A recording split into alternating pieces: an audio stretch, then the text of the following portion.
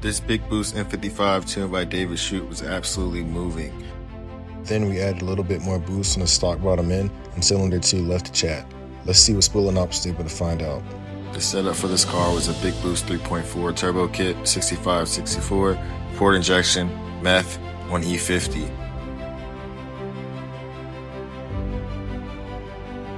After uploading the log into Spooling Ops, we asked it to analyze for any red flags or concerns.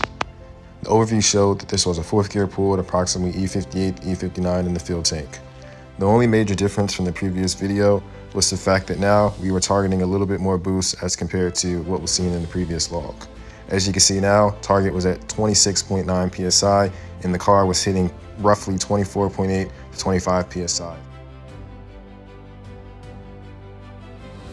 Down in the notable trend section, Spooling Ops noticed something significant, and this happened around 4,700 RPM, where large timing corrections across all cylinders occurred with a 161 Nm torque drop, AFR getting really rich, a sharp increase in wheel pressure, and reduced load in the system.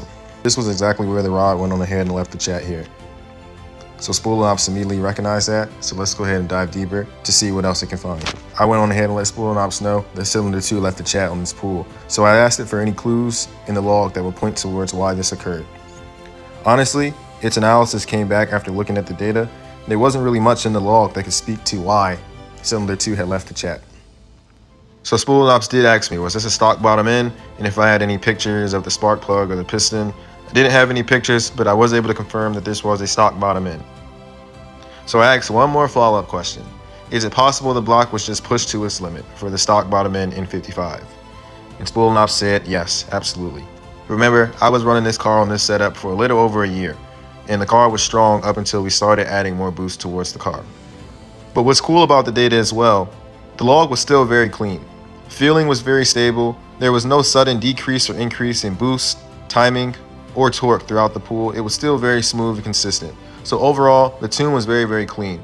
This was just an instance where the stock bottom N55 just couldn't handle what we were looking for.